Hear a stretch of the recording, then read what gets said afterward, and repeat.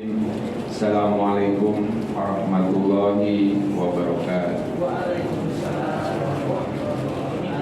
Innal hamdalillah nahmaduhu wa nasta'inuhu wa nastaghfiruhu wa na'udzu billahi min syururi anfusina wa min sayyiati a'malina may yahdihillahu fala mudilla lahu wa may yudlil fala hadiya lahu.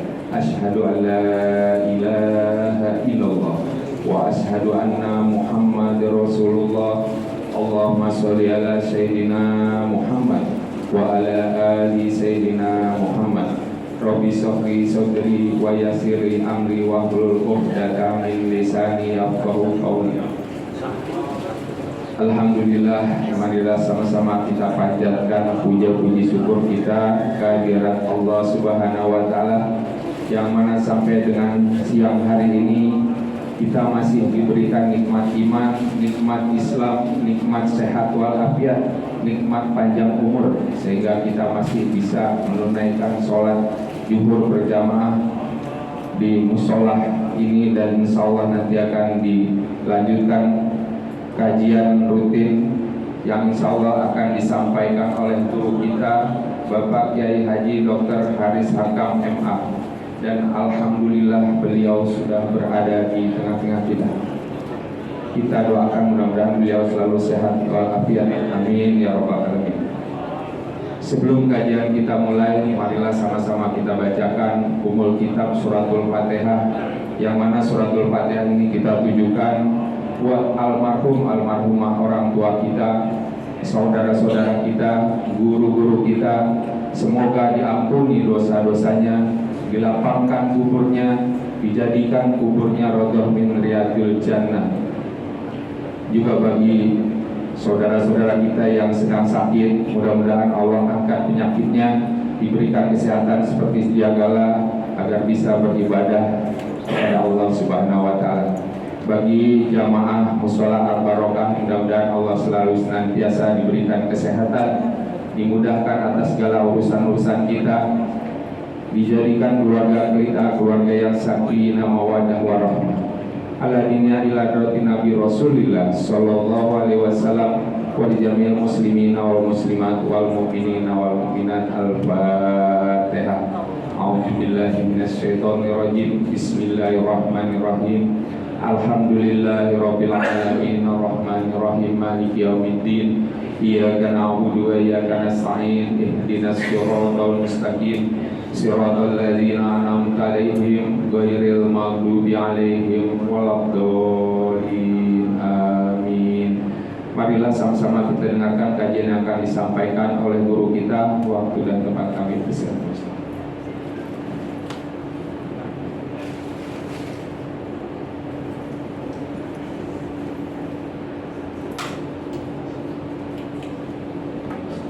Assalamualaikum warahmatullahi wabarakatuh. Bismillah walhamdulillah wassalatu wassalamu ala rasulillah Sayyidina Muhammad ibn Abdullah wa alihi wa sahbihi wa mawala. La hawla wa la quwwata illa billah. Amma ba'du. Bapak-bapak, ibu jamaah sholat zuhur Mushola Al-Barokah Menara Bank dan Namun yang kami hormati, alhamdulillah di siang hari ini kita berkumpul dalam rangka mengais ilmu, menambah wawasan, ya, memperluas pengetahuan kita tentang agama. Dan sudah dipilihkan tema pada kesempatan ini, menjaga ibadah setelah Ramadan.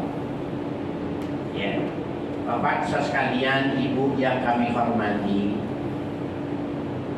kalau kita ingin menjaga Ramadan kita supaya dia tetap ada pada diri kita, walaupun bukan di bulan Ramadan, ini satu hal yang sangat penting kita untuk bisa memahami sebenarnya prinsip dalam ibadah itu apa, ya.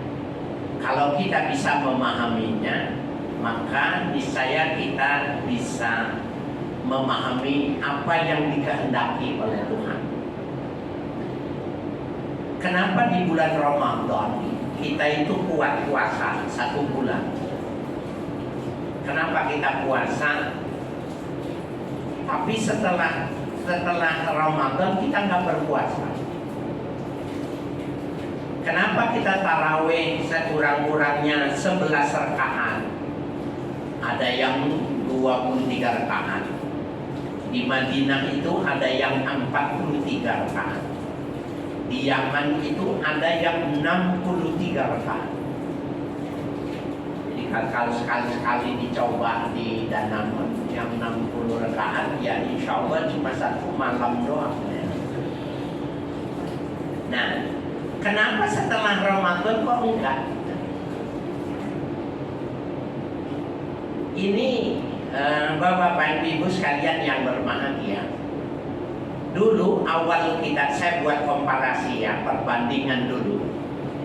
Awal mula perintah sholat yang dilakukan oleh Nabi Muhammad itu menghadap Baitul Maqdis, menghadap Palestina, ya, Masjidil Aqsa.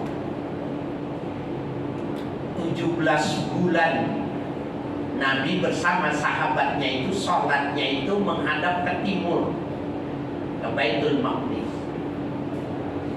Kemudian Allah merubahnya, fawalli wajhaka syatral masjidil haram. Ya Muhammad, arahkan, palingkan mukamu menghadap Masjidil Haram. Tadinya menghadap ke timur, jadi menghadap ke selatan bagi orang-orang yang di kota Madinah. Nah, setelah disuruh perintah pindah, apakah kita yang sekarang mengikuti Nabi Muhammad itu menyembah Ka'bah? Bukan. Kita tetap melakukan yang menghadap kiblat, tapi menyembah Allah. Nah, ini filosofinya harus tertangkap nih Pak. Kalau kita disuruh puasa Ramadan, kenapa setelah Ramadan lewat, kenapa kita nggak puasa? Kalau kita disuruh sholat qiyamul lail, kenapa kita nggak mengerjakannya? Nah, oleh karena itu Bapak sekalian, di kalangan ulama-ulama itu, termasuk Syekh Hasan mengatakan itu, ya, la takunu ramadhaniyah wa kunu rabbaniyin. Kalian jangan ramadhaniyan. Ramadhaniyan itu orang yang beribadahnya hanya di bulan Ramadan. Wa kunu rabbaniyin. Jadilah kalian rabbani. Nah, ini rabbani ini merek pakaian ibu-ibunya, ya, mahal harganya. Ya, rabbaniyin itulah yang diminta, yang mesti kita lakukan. Nah, ulama-ulama mengartikan apa yang dimaksud dengan rabbaniyin, al-kamilu fil ilmi wal amal, asyadidul mutamassiku fit ta'at. Orang yang sempurna dalam memahami ilmu dan amal, dan dia sungguh-sungguh memegangnya dalam melaksanakan perintah Allah. Jadi bukannya ketaatan dia itu bukan cuma di Ramadan. Perintah Ramadan itu sama dengan perintah menghadap kiblat. Setelah itu dikerjakan terus. Nah, kita kenapa di Ramadan kita bisa melakukan, tapi di luar Ramadan kita tidak melakukannya? Bapak Ibu sekalian yang berbahagia, ada satu ayat. Nanti Bapak setelah pengajian ini bisa dilihat ya, dikoreksi. Surah Ali Imran ayat 79. A'udzu billahi minasyaitonir rajim. Ma kana li basyarin an yu'tiyahul kitaba wal hukma wan nubuwah thumma yaqula lin-nasi kunu ibadan li min dunillah walakin kunu rabbaniyin Ya, itu jelas sekali. Tidaklah layak bagi seorang manusia yang Allah telah memberikan Alkitab kepadanya. Ini Alkitab dimaksud ini bisa jadi Taurat, bisa masuk di dalamnya Injil, termasuk dengan Al-Quran. Tidak layak bagi orang yang diberikan Alkitab wal hukmah, yang diberikan ilmu hikmah, wal nubuwah dan kenabian, ayyakula linnasi kunu ibadat li min dunillah. Kemudian orang itu mengatakan, kalian sembahlah aku, menyembah manusia, sembahlah aku, min dunillah, tidak perlu menyembah Allah. Kata Allah mengingatkan para nabi-nabinya, kalian jangan seperti itu. Walakin kunu rabbaniyin, akan tetapi katakan olehmu, jadilah kalian rabbaniyin. Nah, Bapak sekalian yang berbahagia, oleh karena itu kita jangan Ramadaniyah, tapi Rabbaniyah. Jadi kalau Rabbaniyan itu Ramadan membentuk, kemudian di luar Ramadan kita meniru Ramadan. Nah, menjaga potensi Ramadan ini yang penting. Bagaimana caranya? Kita lihat Nabi ya. Kalau keteladanan kita itu Nabi, maka kita ikuti Nabi. Nabi Muhammad SAW itu diriwayatkan di dalam hadis Bapak Ibu sekalian, maka Nabi sallallahu alaihi wasallam yazidu fi Ramadan wa ghairihi ya 11 raka'atin. Tidak pernah Nabi Muhammad meninggalkan di Ramadan dan di luar Ramadan. Nabi tidak pernah menambahkan di Ramadan dan di luar Ramadan 11 rakaat. Oleh karena itu Bapak sekalian, ini 11 rakaat ini yang dilakukan Nabi. Hanya saja kalau kita bilang, kenapa kita 23, 43, 63? Kenapa jumlahnya banyak? Itu adalah model yang dibuat oleh para ulama. Bukan maknanya jumlah kita lebih banyak yang dilakukan oleh Nabi. Sebab Nabi itu kalau sholat itu, beliau menjadi malam itu dibagi 3. Sulusun li nafsihi, sepertiga untuk dirinya, beliau tidur. Sulusun li ahlihi, sepertiga buat keluarganya. Sulusun li lillahi, dan sepertiga itu untuk Tuhan.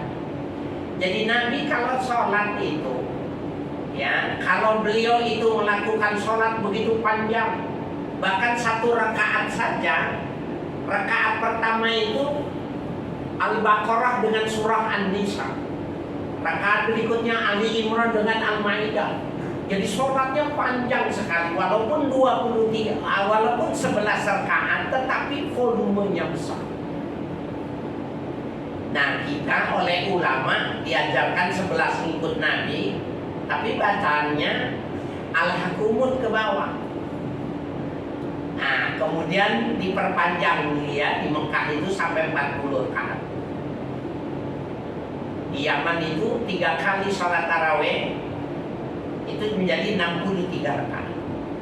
Tetapi jumlahnya tidak sepanjang yang dilakukan oleh Nabi.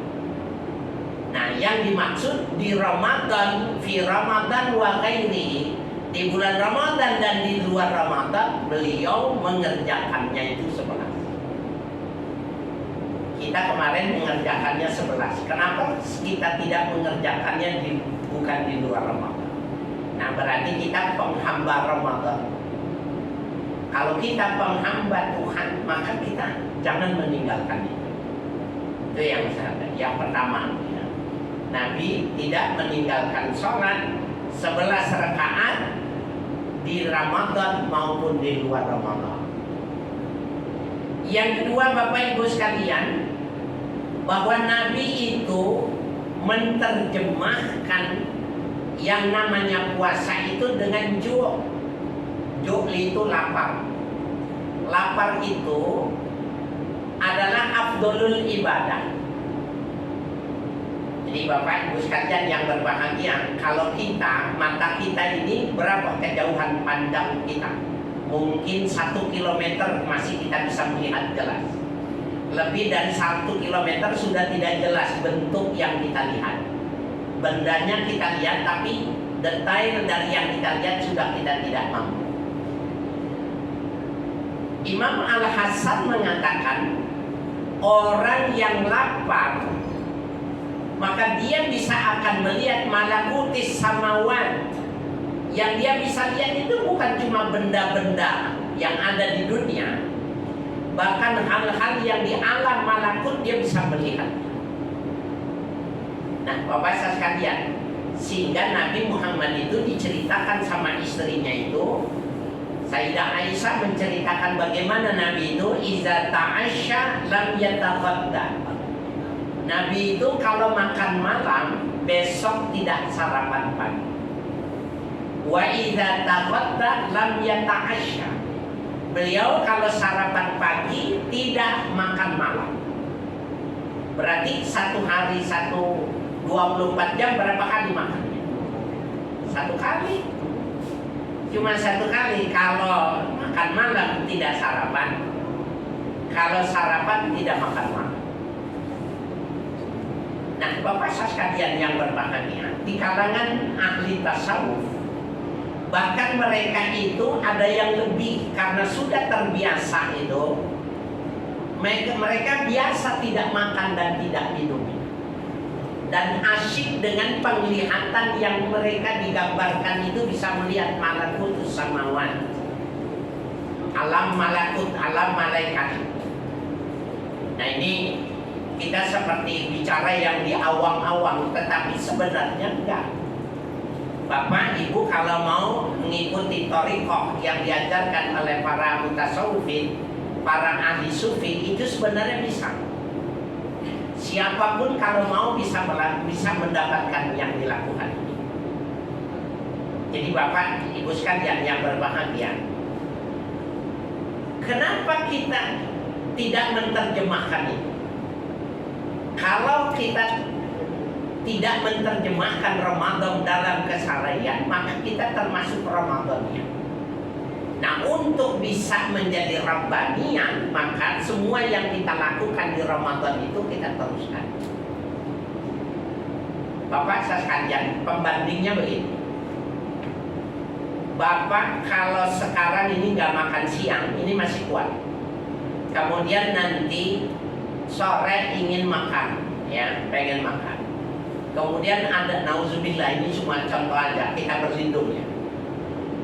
Nanti kalau kita lagi mau makan malam, siang tidak makan karena kepepet, terdesak waktu atau di perjalanan yang nggak mungkin berhenti gitu. Ada kabar orang yang semacam ini, anaknya, putrinya, yang masih remaja putri itu belum pulang sekolah. Biasanya jam 3 sudah pulang, jam 5 belum pulang.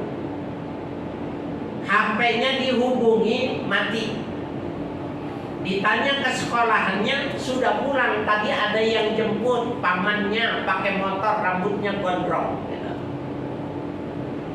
Waktu dengar suara maghrib, azan itu, apakah seorang ayah, seorang ibu yang mendengar anaknya belum pulang ini lapar? Enggak lapar. Pertanyaannya, laparnya kemana? Nah, Bapak sekalian yang berbahagia, jadi kalau kita mau membuat sesuatu ini menjadi rasional, maka kita bisa mendapatkan ini makna daripada Rabbani ini. Kenapa Nabi makannya sehari cuma 1 kali kok kuat? Nah, Bapak yang tadi tidak makan, mau makan, ternyata kabarnya putrinya belum pulang. Ya, sudah dijemput, orangnya pakai hair acting, rambutnya gondrong, HP-nya mati. Kenapa tidak lapar? Kemana laparnya itu, Bapak sekalian? Nah, oleh karena itu berarti lapar itu bisa dikondisikan. Lapar itu bisa terkonsentrasi oleh sesuatu yang lebih penting. Kalau ada yang lebih penting, maka dia terkonsentrasi sama yang lebih penting. Kenapa jam 11 kita sudah minta makan, perutnya sudah terasa? Karena kita menganggap makan itu penting. Makan itu biologis. Padahal kalau makannya itu dinaikkan, grade-nya ini dinaikkan bahwa makan itu bagian dari sebuah ketundukan kita. Kita mengikuti Rasulullah SAW, maka kecintaan itu yang bisa menghilangkan lapar. Sehingga bapak-bapak sekalian, kalau kita lihat di dalam kitab-kitab tasawuf, ada ulama-ulama yang 3 hari baru makan. Bahkan mereka malu kalau setiap hari ke WC gitu. Jadi kalau dia ke WC buang kotoran, dia menganggapnya malu di hadapan Tuhan karena ada isi yang berlebih-lebihan. Nah, oleh karena itu Bapak Ibu sekalian, Ramadan yang kita kerjakan kemarin itu, kalau itu sebuah perintah syariat, maka jadinya seperti kita ini. Selesai Ramadan, maka kita merdeka. Alhamdulillah, kita sudah merdeka. Alhamdulillah, kita sudah tidak berkewajiban lagi berpuasa. Sehingga makannya masih 3 kali, ya. Kemudian malam kita tidak sholat kecuali yang wajib saja. Nah, saya mengingatkan diri saya ini karena kajian kita ini tentang bagaimana mempertahankan ibadah Ramadan. Ayo orientasinya itu kita rubah, jangan Ramadaniyah, tapi Rabbaniyah. Bagaimana caranya? Belajar terus. Bagaimana caranya? Melatih terus. Sehingga di kalangan para mutasawwif seperti halnya Imam Al-Ghazali, Bapak Ibu sekalian, Imam Al-Ghazali mengatakan, kalau aku bisa mengurangi 1 suapan yang makan yang aku biasa melakukannya, maka aku lebih suka ketimbang melakukan sholat sepanjang malam. Ini orang bilang gak rasional, Pak. Imam Al-Ghazali mengatakan, kalau aku bisa mengurangi 1 suapan di piring yang mestinya aku makan, jauh aku suka ketimbang aku sholat sepanjang malam dari Isya sampai subuh. Nah, jadi ternyata lapar itu adalah afdalul ibadah. Seafdal-afdalnya ibadah itu ketika orang mengurangi makan. Nah, ini Bapak Ibu sekalian, di dalam tubuh kita ini ada 2 dimensi, ya. Kita ini termasuk bidimensional. Dimensi kita yang pertama disebut dimensi fisik nih. Fisik kita ini, Bapak Ibu sekalian, fisik kita ini itu dibentuk oleh makanan ibu bapak kita. Dulu makannya apa, jadinya ini fisik. Tetapi waktu kita di alam rahim 4 bulan, pada saat itu fayun fahufi ruh, pada saat itu dimasukkan ruh. Nah, ruh itu bukan fisik. Ruh itu adalah metafisik. Maka pada saat itu ibu yang mengandung mengatakan bayinya bergerak. Ya, bahkan biasanya suaminya disuruh pegang ke perutnya. Bayinya sudah bergerak. Kalau begitu, kapan seseorang disebut manusia? Itu 4 bulan. Pada saat unsur fisik dan metafisik bertemu menjadi satu, maka pada saat itu dia disebut dengan manusia yang hidup. Nah, Bapak sekalian yang berbahagia, yang semula dari makanan ini, ya, fisik kita ini, yang Bapak daging, tulang, sumsum, ya, yang kita pegang ini, tubuh kita ini bisa direkayasa. Oleh karena itu rekayasa genetika itu bisa dilakukan, Pak. Kita bisa lihat umpamanya orang-orang Jepang yang sama tingginya itu sekarang sudah direkayasa genetikanya. Mereka itu pemain basketnya itu udah 190. tingginya 187. Berarti fisik itu bisa direkayasa untuk dijadikan lebih bagus tampilan. Apakah yang metafisik itu bisa direkayasa juga sehingga bisa menjadi lebih bagus? Jawabannya bisa. Bagaimana merekayasa metafisika kita supaya lebih bagus?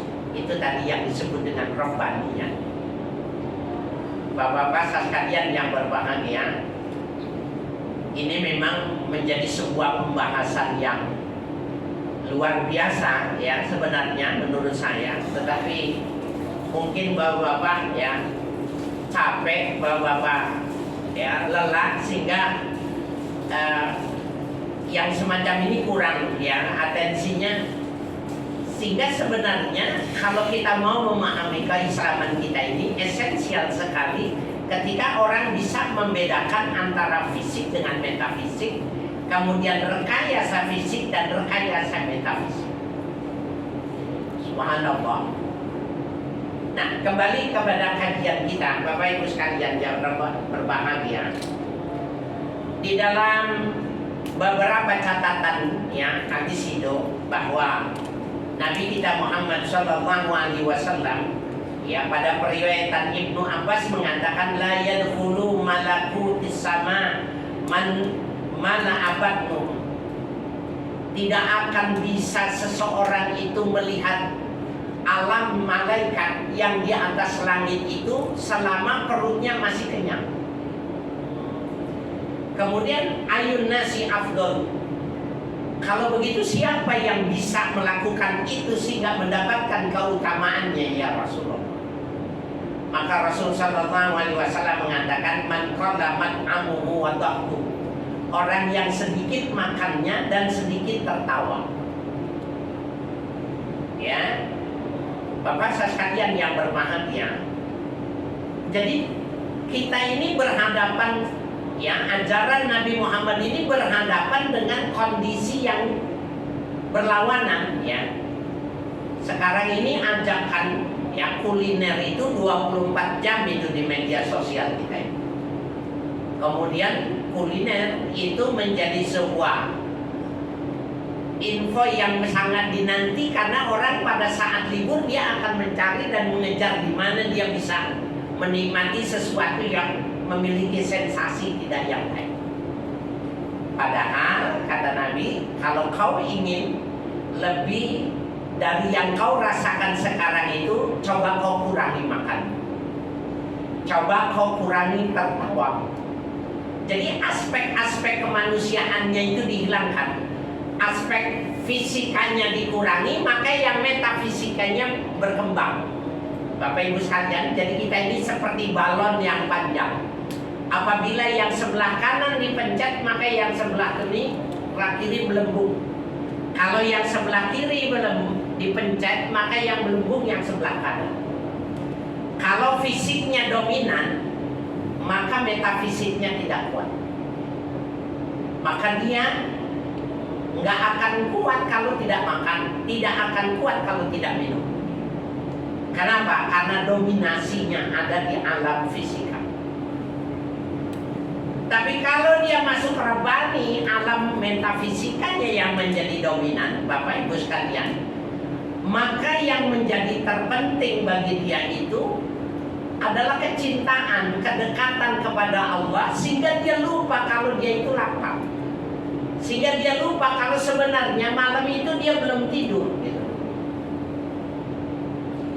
Subhanallah, Bapak Ibu sekalian yang berbahagia, Allah menjelaskan tentang konsep Nabi ini, wa may yantiqu 'anil hawa in huwa illa wahyu yuha. Kata Allah ini tentang Nabi Muhammad. Muhammad itu kalau bicara bukan kemauannya sendiri. Ya. In huwa illa wahyu yuha. Akan tetapi Muhammad kalau ngomong itu ada wahyu yang turun sebelumnya. Orang disuruh mengurangi makan, disuruh mengurangi kebahagiaan. Kan tertawa itu simbol kebahagiaan. Kurangi kebahagiaan duniawi, kurangin makan, kurangin minum, kurangin tidur. Menurut orang sekarang ini nggak rasional. Kenapa? Bukankah orang jadi lemes? Nah, yang jadi lemes itu kalau dipaksa, kalau dirubahnya mendadak. Tapi kalau dia mengurangi tidurnya sedikit demi sedikit, makan minumnya itu dikuranginya sedikit-sedikit, maka sebenarnya tubuhnya tidak akan merasakan. Oleh karena itu Bapak Ibu sekalian, umur nanti mencatat. Kalau sudah di kepala 6, kalau sudah kepala 6 itu, maka perut setiap orang itu mengecil daya tampungnya. Dia nggak usah makannya dikurangi, secara alamiah makannya akan berkurang, minumnya berkurang. Itu mengapa orang yang sudah tua itu lebih dekat, lebih senang kepada hal-hal yang sifatnya ilahiyah. Sholat lebih senang, puasa lebih senang, tidak suka lagi pergi-pergi dan lain sebagainya. Itu secara alamiah semacam itu. Nah, anak muda yang mencoba umur muda tetapi gayanya semacam itu, maka dia bisa mendapatkan, bisa melihat sesuatu yang sebenarnya tidak lazim yang bisa dilihat oleh orang pada umumnya. Subhanallah, Bapak sekalian yang berbahagia, ya. Jadi apa yang diajarkan oleh Nabi kita Muhammad SAW, konsep Al-Quran ini tentang puasa ini sungguh luar biasa, ya. Kalau seandainya kita benar-benar mau memperhatikannya. Bapak Ibu sekalian yang berbahagia. Nah, jadi saya kembali lagi pada topik pembahasan kita. Bagaimana mempertahankan nilai ibadah Ramadan, maka semua yang kita lakukan di Ramadan kita kerjakan. Puasa boleh, itu maknanya, ya. Puasa Senin Kamis. Yang kedua, bagi orang yang terbiasa boleh melakukan puasa Nabi Daud, sehari berpuasa, sehari tidak. Tapi bagi orang yang sudah lebih maju lagi, al-ju', dalam kesehariannya itu tidak kenyang perutnya. Jadi orang yang perutnya selalu kenyang, dia tidak akan bisa melihat kehebatan penciptaan alam semesta ini. Nah, Bapak Ibu sekalian yang berbahagia, menjadi sebuah pemahaman yang perlu kita dalami, perlu kita pahami bahwa ada tentang konsep yang hebat ini, dan ini sudah diakui. Jadi Bapak sekalian, kenapa puasa ini dijadikan unggulan? Dan di dalam Al-Quran itu Bapak selama satu Ramadan sering mendengar itu, kama kutiba alal ladina min qablikum. Puasa itu sebagaimana diberikan kepada umat-umat terdahulu.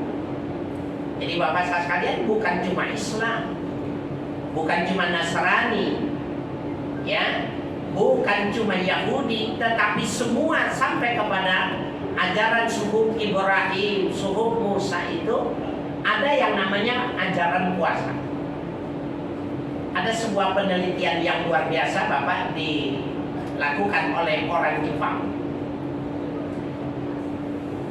Ada yang disebut dengan autopagi. Oshimitsu ini mendapatkan hadiah Nobel dari lantaran meneliti tentang puasa. Pada kajian beliau ini, orang yang tidak makan dan tidak minum 6 jam sampai 8 jam. Ini Bapak, ini kajian ini ilmiah. Jadi Bapak bisa googling tentang, ya, kajian autopagi. Siapa yang tidak makan dan tidak minum 6 sampai 8 jam, maka sel aktif yang ada di dalam tubuhnya itu memakan sel-sel aktif yang mati, memakan sel-sel aktif yang sudah jadi limbah, dan limbah-limbah sel-sel aktif ini memungkinkan menjadi kanker dan penyakit-penyakit berat.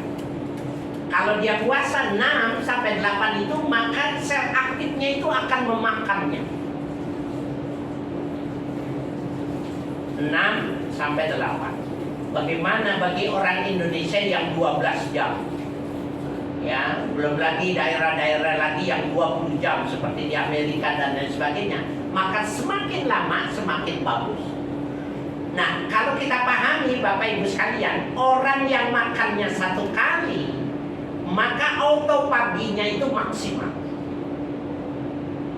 Jadi apa yang dikatakan konsep tentang Rabbani itu, kajiannya itu ilmiah. Bapak kan kalau di dalam Al-Quran cuma dibilang wa antasumu khairul lakum, puasa itu bagus buat kamu. Nabi bilang wa saumukum khairul lakum, kalau kalian puasa itu bagus. Sumu tasiku, kalau kalian puasa sehat. Tapi tidak ada pembuktiannya. Seakan Allah dan Nabi-Nya ingin mengatakan, lakukan saja yang diajarkan Al-Quran, maka kau akan lihat kelebihannya, keutamaannya, dan kajian itu ilmiah. 14 abad Bapak, ada sebuah kajian yang menemukan tentang teori tentang autophagy. Pengen sehat, makannya dikurangi. Pengen sehat, sering berpuasa, maka dia akan jauh dari penyakit-penyakit berat. Kenapa orang Islam itu nggak boleh pakai cincin emas? Nggak ada Bapak Ibu sekalian penjelasan di dalam Al-Quran, di dalam hadis kenapa nggak boleh laki-laki. Kenapa wanita boleh? Ternyata beberapa tahun yang lalu sebuah penelitian dilakukan itu, laki-laki yang menggunakan emas merah itu atau emas kuning kita menyebutnya, 24 jam dia nempel di jemarinya dalam tempo 25 sampai 30 tahun, maka kan penyakit kanker dan penyakit berat. Kenapa wanita tidak? Karena dia menstruasi. Nah, Bapak sekalian yang berbahagia, wanita itu ada limbah yang dibuang. Tapi kita orang Islam kadang-kadang orientasinya beda Pak. Lihat saja perkawinan orang Islam itu ketika dia menikah itu diucapkan dengan mas kawin 20 gram tunai. 20 gram. Waktu diserahkan berapa gram? Cuma 10. Karena emasnya dijadiin 2 cincin. Loh tadi kenapa ngomongnya 20, ngasihnya cuma 10? Itu borok sikut. Bapak perhatian nggak? Dengan mas kawin 20 gram tunai, waktu dikasihnya berapa gram? 10. Karena cincinnya jadi 2. Ya, cincinnya jadi 2. Yang satu dipakai laki, yang satu dipakai perempuan. Ini kan konsep barat. Dalam Islam itu nggak boleh laki-laki pakai emas. Bahwa sesungguhnya dia sedang menumpuk potensi untuk kena penyakit berat. Kalau begitu laki nggak boleh. Kecuali laki-lakinya mau menstruasi baru boleh. Nah, dia secara alamiah itu memproteksi, membatasi diri. Nah, saya ingin mengatakan begitulah ajaran Islam. Ya, begitulah ajaran yang diberikan oleh Nabi itu, tidak disebutkan kajiannya secara ilmiah, tapi perjalanannya bisa dibuktikannya ilmiah. 2. Yang ketiga, dalam Islam itu apa sekalian, ada menurut orang itu diskriminatif. Lirijal ya gitu.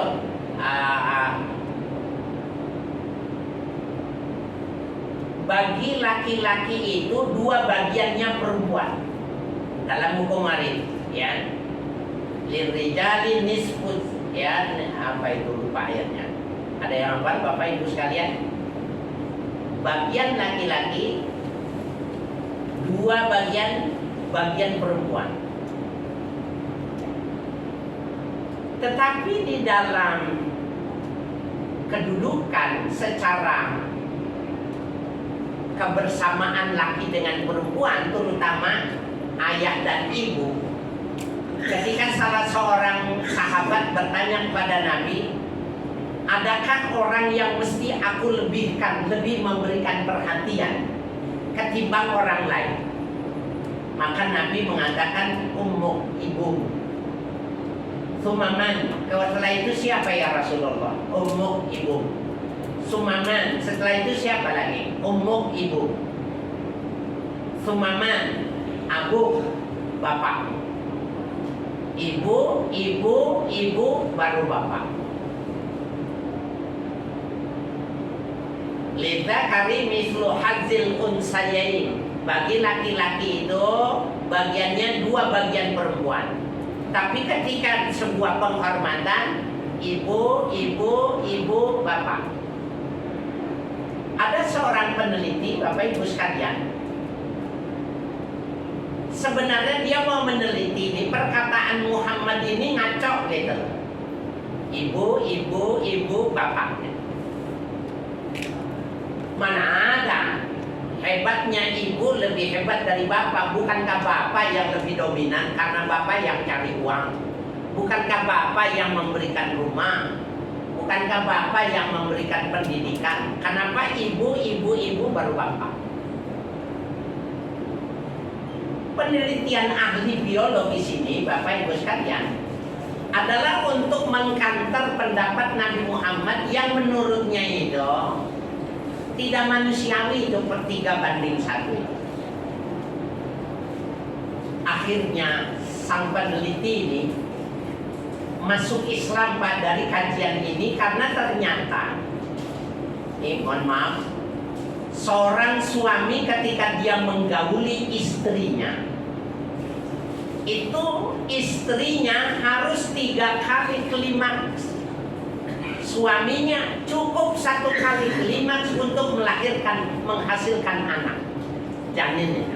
Sehingga wanita yang diperkosa, dia bisa punya anak walaupun si pemerkosanya cuma 1 kali klimaks. Asalkan pada periode itu dia 3 kali klimaks, maka bisa jadi hamil. Apa menurut kajian dia? Maka seorang anak 3 kali berhutang budi kepada ibunya, 1 kali dia hutang budi kepada ayahnya. Sang anak 3 kali kualat kepada ibunya, 1 kali kualat kepada bapaknya. Nah, Bapak sekalian yang berbahagia, inilah yang tadi saya katakan bahwa Muhammad itu kalau ngomong kata Allah itu bukan dengan hawa nafsunya, in huwa illa wahyu yuha. Akan tetapi ada wahyu yang lebih dahulu yang menghantarkannya.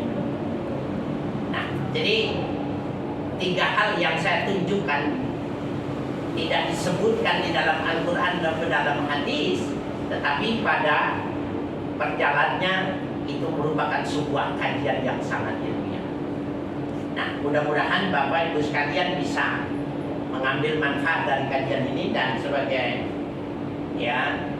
penutup saya berikan waktu kepada Bapak atau Ibu untuk melakukan pendalaman sehingga bisa jadi yang menurut saya ini sudah tuntas, sudah maksimal, tetapi menurut kajian Bapak, pandangan Bapak, ada yang belum terbahas. Ya, saya persilakan Bapak atau Ibu yang ingin memberikan tambahan, silakan. Alhamdulillah, telah sama-sama kita dengarkan kajian yang telah disampaikan oleh guru kita terkait menjaga ibadah setelah bulan Ramadan. Baik, sebelum ditutup kajian siang hari ini, mungkin Bapak Ibu jamaah ada yang mau bertanya atau berdiskusi, silakan, masih ada waktu kurang lebih sekitar 5 menit.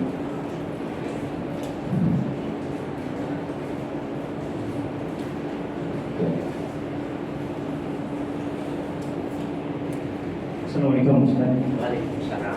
Ingin tanya,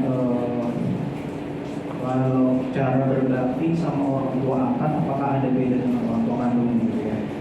Sedangkan si anak ini itu sebenarnya dia tuh nggak tahu orang tua kandung gimana pada saat kecil gitu. Jadi pada saat dibawa gitu ya, dia nggak tahu orang tua kandungnya siapa, terus apakah ada perbedaan berbakti sama orang tua kandungnya gitu ya. Terus cara dia berbakti apakah ada batasan gitu ya, si anak ini gitu ya dengan si orang tua tersebut gitu ya. Makasih Ustaz. Assalamualaikum. Waalaikumsalam warahmatullahi wabarakatuh. Ini menarik juga untuk kita mengetahui Bapak sekalian. Adopsi, ya saya mundur sedikit. Adopsi itu bukan konsep Islam dan tidak dikenal dalam Islam. Jadi pengadilan tinggi yang mengesahkan adopsi, pengangkatan anak, kemudian masuk pada rumpun bagian dari yang mengadopsi, itu adalah mengikuti Burgeriched Book ya, BW, Kitab Hukum Perdata Barat. Karena kita perdata Indonesianya sampai saat ini sudah 77 tahun ini kita belum mampu membuat KUHP perdata. Nah, di dalam Islam itu yang ada itu kafil. Kafil itu orang yang mengambil beban, ya, mengambil tanggung jawab anak orang lain. Maka lahirlah di masyarakat anak angkat, anak asuh dan lain sebagainya. Maka karena tidak ada adopsi, karena adopsi itu menghilangkan nasabah. Jadi ini dia anaknya F dan G gitu ya. Kalau diadopsi sama saya, maka FG-nya hilang. Maka saya lah yang menjadi keturunan. Padahal kalau diperiksa ini DNA-nya nggak nyambung nih. Nah, sehingga Islam tidak mengakui ketetapan hukum yang menghilangkan DNA. Sehingga perkawinannya juga tidak sah kalau tidak dikawinkan oleh bapak kandungnya. Nah, dia harus oleh perkawinan yang menjadi wali itu adalah pemerintah. Dalam hal ini adalah pengadilan yang ex officio menjadi kepala kantor urusan agama. Nah, Bapak Ibu sekalian yang berbahagia, anak angkat ini dia hukumnya masih orang lain dengan ibu angkatnya, sehingga kalau dia bersentuhan batal. Kecuali semasa dia tidak tahu hal itu bukan ibu kandungnya, mungkin dari bayi dia mengandungnya, atau anak angkatnya perempuan batal dengan bapak angkatnya dan tidak mewaris orang yang mengangkat terhadap anak angkat. Maka kalau dia tidak punya anak, dia bukan mewaris tapi menghibah. Jadi sebelum meninggal dia menghibahkan, buat testamen, wasiat, hibah, maka di situ dia bisa memberikan hartanya kepada anak angkat. Nah, sekarang ke pertanyaannya, apakah seorang anak angkat itu kebaktiannya ya maksimal sampai sebatas mana terhadap orang tua angkatnya? Maka kalau dia sebagai anak yang berterima kasih, maka dia termasuk memperlakukannya seperti ibu kandungnya sendiri, seperti bapak kandungnya sendiri, itu jauh lebih bagus. Walaupun pada status DNA-nya dia bukan anak keturunan biologisnya dia bukan nasabiyah. Jadi cuma aspek hukum saja dia berketurunan dari orang yang mengadopsi. Ya, jadi saya ulangi lagi bahwa dia kalau mau memperlakukan ibu bapaknya secara maksimal, bagus. Karena dialah orang yang banyak memberikan kebaktian kepada dirinya sebagai anak angkat. Tetapi sebenarnya dia wajib mencari siapa sebenarnya ayah kandung dan bapak kandung yang sebenarnya. Oleh karena itu Bapak kalau nggak punya anak, jangan mengadopsi. Karena konsep adopsi itu bukan konsep Islam, tidak dikenal adopsi. Nah, yang ada itu kafir. Dalam hadis dikatakan ana wa kafirul yatim kahataini fil jannah. Aku dengan orang yang mengambil ya peran mengatasi anak-anak yatim atau orang-orang yang tidak mampu seperti ini di dalam surga. Ini namanya kafir. Ya, jadi tidak boleh. Tetapi kalau dia memberikan kebaktian sah. Apakah kita mesti memberitahukan kepada anak kita bahwa sebenarnya anak kita ini bukan anak kandung? Hukumnya wajib. Ini berapa kali ya? Jadi pertanyaan ini luas sekali. Jamaah yang kebetulan hadir di taklim saya, dia mau menikahkan anaknya. Saya bilang nggak sah Pak. Bapak mesti cari dulu, namanya wajib ijtihad, cari dulu itu orang tuanya. Kalau orang tuanya sudah tidak bisa diketemukan, maka dia nanti lapor ke kantor urusan agama bahwa ini bukan anak kandung. Maka nanti dia naibnya itu nggak boleh, yang naib itu nggak boleh, mesti kepalanya yang menikahkan. Nah itu di dalam hukum dikatakan as-sultan waliyun liman la waliyalah. Raja adalah wali bagi wanita yang tidak punya wali. Ya, presiden ex officio, ya, menteri agama, dirjen urusan agama, terus sampai ke kantor kepala kantor urusan agama. Ya, jadi wajib kita memberitahukan apabila memang anak kita itu bukan anak kandung. Pertama, perkawinannya tidak sah. Bahkan orang yang menutup-nutupi bahwa dia ini adalah keturunan orang lain yang kita tutupi, itu yang menyebabkan dia menjadi masuk neraka. Jadi salah satu yang bisa disiksa orang menjadi penduduk neraka, qati'ur rahim, orang yang memutuskan silaturahim. Jadi dia menggelapkan hubungan status nasabiah dia, qati'ur rahim. Dia termasuk orang uququl walidain, orang yang durhaka kepada ibu bapaknya. Nah, seperti di Bali beberapa waktu yang lalu, Bapak, ya, orang susah dekat sama orang warga negara Belanda diadopsi. Pertama, namanya dirubah dari nama Muslim jadi Angelina, ya, kemudian ternyata disiksa sampai dibunuh. Pertama, ini kerugian, ya, anak kita yang Muslim jadi tidak Muslim. Yang kedua, ternyata dia sia-sia, ya, dan itu ibu bapaknya yang mengadopsikan kepada orang yang agamanya beda berdosa sepanjang anak itu tidak melakukan ibadah. Nah, jadi kembali lagi bahwa adopsi bukanlah konsep Islam.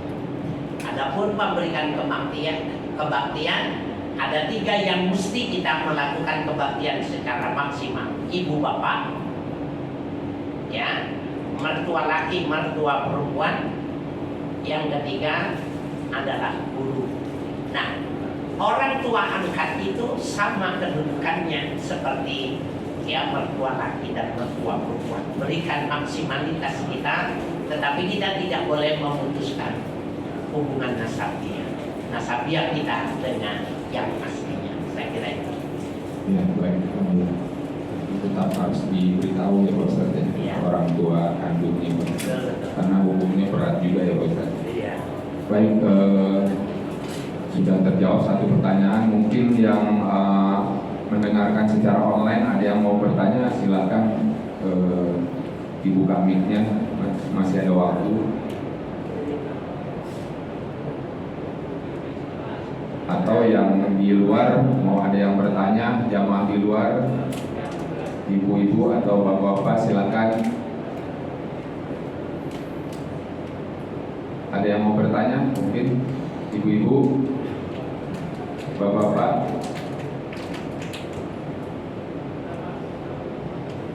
Yang di dalam ada lagi mungkin. Mas Tobi mau bertanya? Berhubung mau jam 1 ini pertanyaan singkat. Tadi Bapak sebutkan apa yang diucapkan oleh Muhammad itu adalah merupakan wahyu gitu. Nah, apa bedanya dengan ini Pak? Dengan orang yang bilang dalil hadis gitu. Kan kadang-kadang ada yang orang ada misalnya lagi berdebat masalah agama, dalilnya apa? Wahyunya apa gitu. Apa perbedaannya Pak antara wahyu, dalil, hadis itu? Baik, ya, ini bahasa yang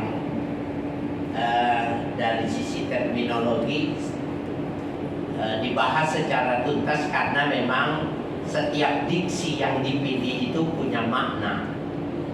Apa yang dimaksud dengan dalil? Dalil dulu, dalilan itu maknanya petunjuk. Mana dalilnya? Petunjuknya mana? Nah, yang dimaksud dalil di situ ada nggak ayat Al-Qur'annya? atau ada tidak hadis Nabi, atau ada pendapat ijtihad ulama. Apabila seseorang ini mampu menunjukkan salah satu dari tiga ini, maka dia dikatakan memiliki dalil. Ya, dia dianggap melakukan ibadah itu memiliki dalil. Adapun yang disebut dengan wahyu, wahyu itu adalah informasi ketuhanan, informasi dari Allah kepada Nabi dan Rasulnya. Ya, Nabi dan Rasul. Karena kalau Nabi doang tidak mendapatkan wahyu sebesar dan tidak berkewajiban untuk bertabligh kepada orang banyak. Nah, wahyu Allah atau firman Allah, wahyu dalam bahasa Arab, bahasa Indonesianya firman, yang diberikan kepada nabinya namanya wahyu, yang atau disebutnya dengan firman. Nah, yang disebut firman atau wahyu ini dibagi dua. Ada wahyu dalam bentuk yang sekarang disebut dengan kodifikasi, itu disebut dengan mushaf Al-Quran. Nah, itu wahyu Allah. Jadi wahyu Allah berupa Al-Quran itu substansi dan teksnya itu langsung dari Allah. Tetapi kalau disebut dengan hadis qudsi, substansinya dari Allah, tetapi Nabi Muhammad yang meredaksikannya. Jadi Nabi mendapatkan ilham, Nabi mendapatkan wahyu, kemudian Nabi meredaksikannya supaya orang mengerti, maka itu dikelompokkan menjadi hadis qudsi. Itu diksi-diksi yang disebutkan itu punya makna sendiri. Hanya saja Bapak Ibu sekalian, masalah sumber hukum Islam ini jadi berkembang. Yang pertama itu Al-Quran, yang kedua Al-Hadis, hadis yang sahih, yang ketiga ijma. Ijma ini kesepakatan para ulama, seperti taraweh, sholat berjamaah, itu bukan dari Nabi, itu adalah ijma ulama. Kemudian kias, kias itu interpretasi. Maka interpretasi nanti ada beberapa kias jali, kias kopi dan lain sebagainya. Nah, ini adalah sumber hukum. Maka kadang-kadang orang ketika ditanya ada dalilnya tidak. Ketika dia tidak menyebutkan Al-Quran, hadis, ijma atau kias, maka dia sebutnya bid'ah. Tadi saya baca itu ada buku bid'ah. Saya belum baca isinya. Bapak sekalian yang berbahagia, memang di masyarakat kita ini ada dua pandangan tentang hal yang tidak ditunjukkan oleh Nabi, disebutnya bid'ah. Tadi Mas kita ini ya, azan. Azan itu dari mana sumbernya? Ada tidak azan yang dari Nabi? Gak ada. Apakah azan tadi bid'ah? Nah, jadi Bapak sekalian, awalnya mau sholat berjamaah itu kalau malam, maghrib, isya, subuh, bakar api unggun di zaman Nabi itu. Jadi orang dari jauh tahu, oh ini mau sholat berjamaah. Zuhur dan asar itu pukul lonceng, pukul beduk, kentongan, apa saja yang mereka bunyikan sebagai tanda mau sholat berjamaah. Sehingga ada sahabat Nabi Umar ibn Khattab dan salah seorang lagi yang mimpi. Dalam mimpinya sama ini dua orang ini diajarkan al-kalimatul thayyibah, ngomong sama Nabi, ya Rasul saya mimpi begini. Jadi Bapak bisa googling ya di Google ya, Mbak Google. Maka Nabi bilang kalau gitu kamu jadikan saja itu alat panggil. Jadi jangan bakar api unggun, jangan pukul lonceng karena sama dengan gereja, jangan pukul kentongan dan lain sebagainya karena itu dinamisme, animisme, azan. Pertanyaannya apakah azan dari Nabi? Bukan, dari sahabat Nabi, tapi direstui. Nah, kalau orang bilang mana dalilnya azan itu dari Nabi, yang nggak ada. Nah, oleh karena itu ya kita jangan terlalu keras. Setiap sesuatu yang tidak dari Allah, tidak dari Nabi itu, maka itu disebutnya bid'ah. Wa kullu bid'atin dolalah, setiap yang dolalah itu ya bid'ah dolalah. Wa kullu dolalatin finnar, setiap yang dolalah di neraka. Jangan begitu. Saya kasih contoh. Dalam Islam itu kalau bersumpah itu naik ke mimbar. Kali ini podiumnya. Jadi mimbar itu yang ada anak tangganya itu. Hari Jumat dia sumpah di situ. Apakah bisnis atau orang yang suami istri menuduh kozab. Kozab itu menganggap istrinya berzina sehingga dia nggak mau ngakuin anaknya. Ada konsep zina. Kan susah, teknologi pembuktian DNA di zaman Nabi belum ada. Maka sumpahnya di atas mimbar laki-laki. Cara mengucapkannya 4 kali. Saya nama ini saya menuduh anak istri saya berlaku selingkuh sehingga saya tidak mau mengakui anaknya. 4 kali.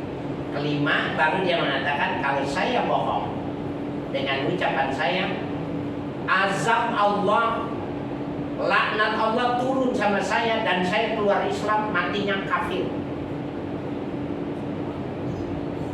Ekstrim kan tuh, sumpah itu seperti itu.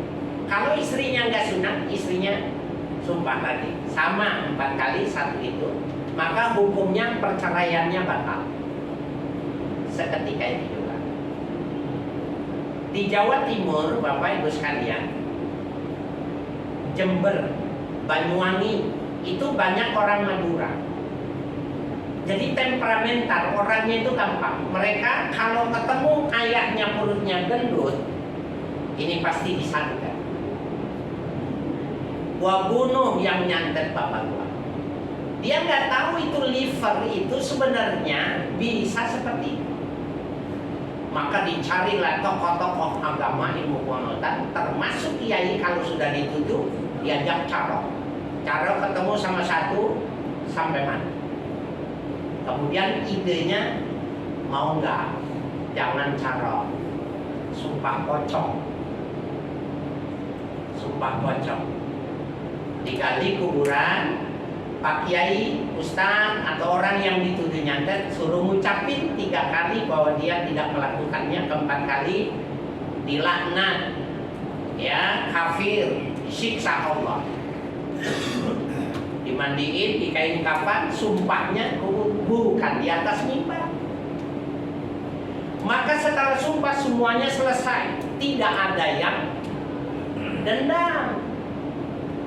Apakah sumpah pocong itu bid'ah?